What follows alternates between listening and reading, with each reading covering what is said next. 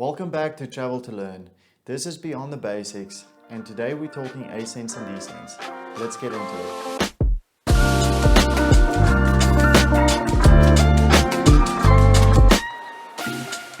Getting in and out of the water doesn't have to be hard, and in this module, I'll run you through on how to ascent and descent like a pro.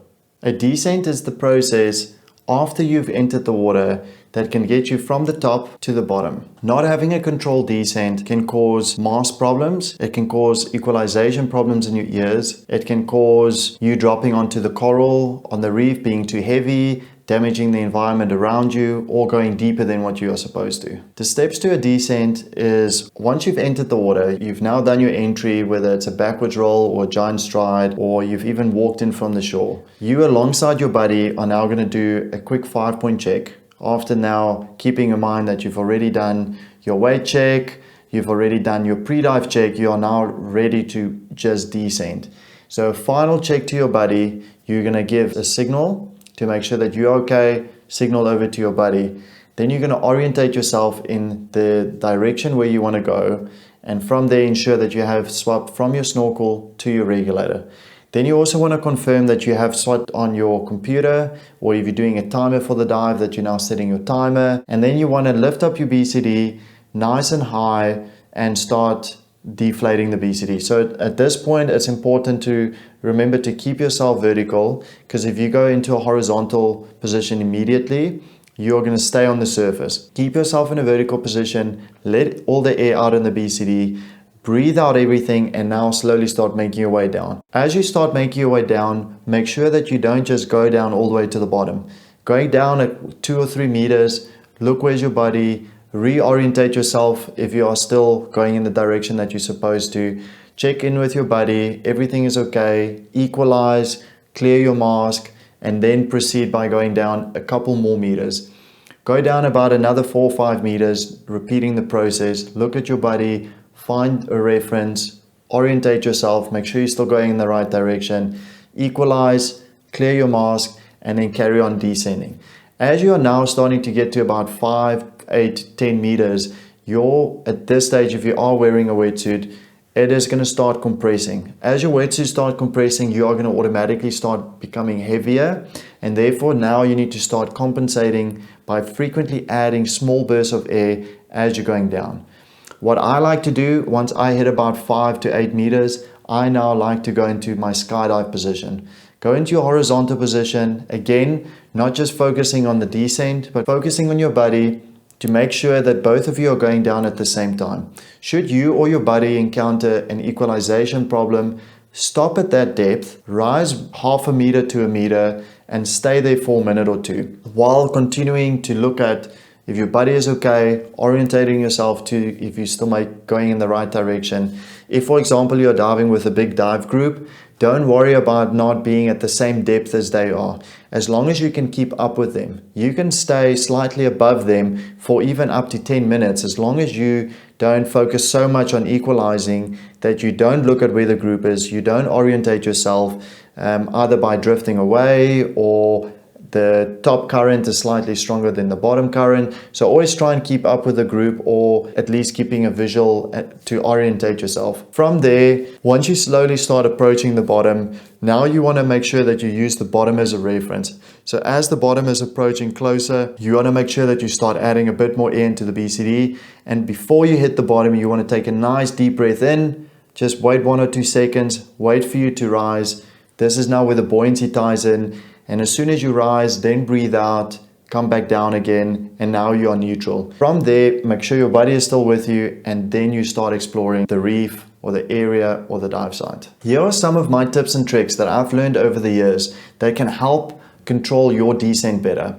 The first thing that I want to mention here is on the descent, when you do your backwards roll, your giant stride into the water, always end up in the water, come up to the surface, have a visual of your buddy to make sure nobody got hurt on the entry, and then from there you do your descent in a vertical position.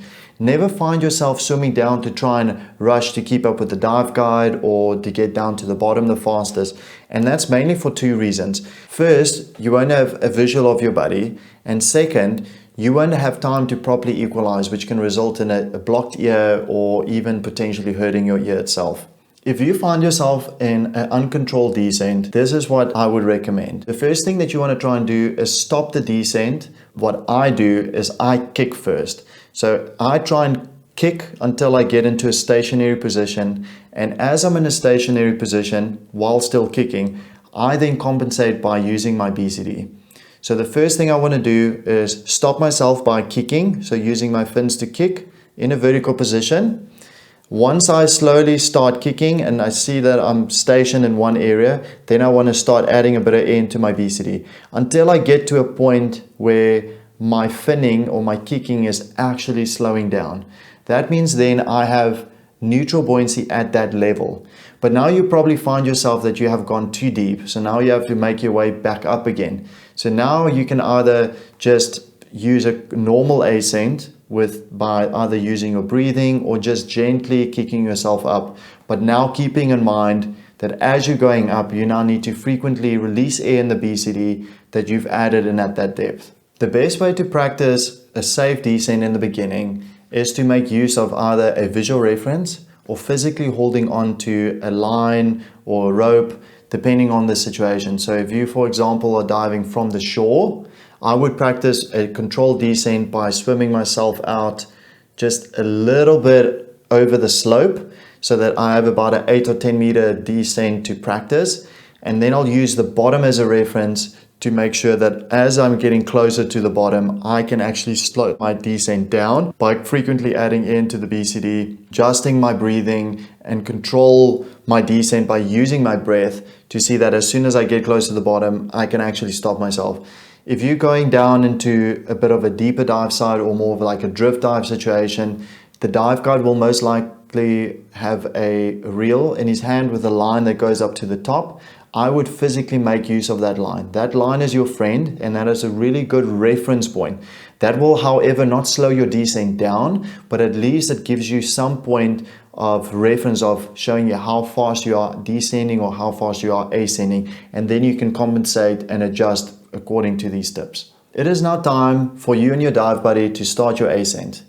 If you want to find out how I plan my dives to maximize my bottom time, but also to ensure that I exit the water safely, be sure to check out our advanced module on dive planning. Let's start ascending. The first thing that you want to do is locate your buddy to inform him that you're either low on air or it's the turning point of the dive. If you are diving with a group, you have to let them know as well. And if you are with a dive guide, you've got to tell them as well. From there, now you want to slowly start making your way up. So the first thing that you want to do is locate yourself a visual reference point. That's what I do. Most of the time, I'm the one leading the dive, so I've got the reel in my hand. But in this scenario, what you want to do is either swim to the dive guide that's got the line that leads up to the surface. If you're diving against the wall, then you can use the wall as a reference if you're doing like a wall dive, or if it's a slope dive and you went one way down and now you've got to make your way back up again. It is always to have a visual reference. If you do not have a visual reference and you're doing a ascent in mid-water or just through blue water, then you want to have a reference like a dive computer or a depth gauge. So once you have one of these things, now you want to follow it up slowly, doing the exact same thing as what you've done on the controlled descent. Go up every 2 or 3 meters and then check your neutral buoyancy. So what I do is I go up 5 meters, I stop, I assess, look where's my buddy, make sure I know where I am I still with my reference, what's my depth, and then what I want to do is check my buoyancy. So I'm going to just now do the reversal of the descent. Is now I'm going to breathe out, I'm going to wait 1 or 2 seconds and see if I go down. If I go down a little bit, then I know I'm still neutral at that level and I can now carry on going up another 2 or 3 meters without dumping any air in my BCD. Now I either gently kick myself up or I, for example, just use my breathing to get myself up to that point. Get up another 5 or 6 meters and then I do the same thing again. Look, where's my buddy? Where's my visual reference? I look where my depth is and I check my buoyancy. I breathe out everything, wait 1 or 2 seconds, and now at this stage, most likely, I will need to let some air out of the BCD. So keeping yourself in a position where you can easily let air out of the BCD is key, especially if you are a beginner. So what you want to do on your ascent is have access to your deflator and have it in hand. But don't let all the air out at the bottom, because if you let all the air out at the bottom, you just have to find yourself fighting, swimming hard to the top. So now what you want to do is just keep it in hand, and every 5 meters, like I've already discussed, you just keep it ready in case if you do breathe out and you feel I'm breathing out but I'm still going up quite a bit. Now you want to let some air out of the BCD. And you do that process all the way till 5 meters, keeping your deflator in your hand just in case of a change in depth that you can easily and quickly let air out of the BCD to get you back to your depth. To keep your depth at 5 meters, again, is crucial to have a reference, whether it's a wall, your dive computer, a line, or the slope, and you just keep yourself at that level. Having a controlled ascent is critical to prevent injuries like lung overexpansion injuries and having a higher risk at getting decompression sickness. Here are some of my tips and tricks if you find yourself in an uncontrolled ascent. It depends on how much depth you have left. If you don't have a lot of depth left, my recommendation is always to find yourself turning upside down and just kicking yourself down to either try and grab the hand of your dive buddy or your dive guide. The reason I say that is because most people, if they find themselves in an uncontrolled ascent, they are already automatically in a natural way finding themselves in a more downward position because they're trying to keep their upper body down, thinking that that would help. So if you are in that position already, just kick yourself down. If you can, kick yourself down 2 or 3 meters and then dump all your air and then just reset your breathing. That is a good way. Otherwise, what you do is just turn yourself upside down, kick down, and while you're kicking down, you can reach out for your bum valve to dump all the air. And once you've released all the air, then find yourself in a horizontal position, holding onto your buddy or finding a part of the reef that you can just catch your breath, reset, re-add air into your BCD, re-establish your buoyancy, and then from there carry on with your ascent. If you accidentally have an uncontrolled ascent to the surface, skipping past your safety stop, this is what I would recommend. If you can find yourself immediately descending back to 5 meters, that would be my recommendation. Finish your safety stop and then exit the water safely. However, if you find yourself on the surface, feeling a little panic, feeling a little stressed, unable to get yourself down because you've either lost your weight belt or now you don't have enough air or you're simply not weighted enough to get yourself back down at that point of the dive, my recommendation would be to sit it out, inflate your BCD on the surface, take a deep breath, relax and get on the boat. However, I would stay then out the water, not going back diving for at least 24 hours and just keep monitoring myself for signs and symptoms of decompression sickness. But that being said, these limits and time limits have been designed and called no stop limits. So in case of an emergency, if you have stayed well within the limits, you can safely make your way up all the way to the surface without stopping. So if you find yourself having to overexert yourself getting back underwater to get to 5 meters, just rather take your breath, don't overexert yourself and stay on the surface. If you still have some questions and concerns, check out my next episode where I dive into more detail regarding common dive problems. See you in the next one. Start exploring today.